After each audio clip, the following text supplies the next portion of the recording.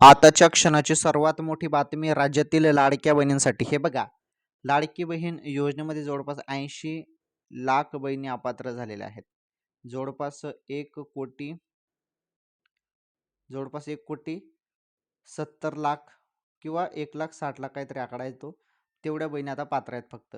म्हणजे सांगण्याचं तात्पर्य की भरपूर बहिणी अपात्र झालेल्या आहेत. अपात्र बहिणींचा हप्ता हा बंद झालेला आहे. ज्या पात्र बहिणी आहेत त्यांचाच हप्ता तर सुरू आहे.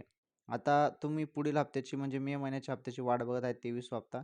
जून महिना सुरू झालेला आहे आणि या जून महिन्याच्या पहिल्याच आठवड्यात तुम्हाला मे महिन्याचा हप्ता मिळेल असं बोलण्यात आलं.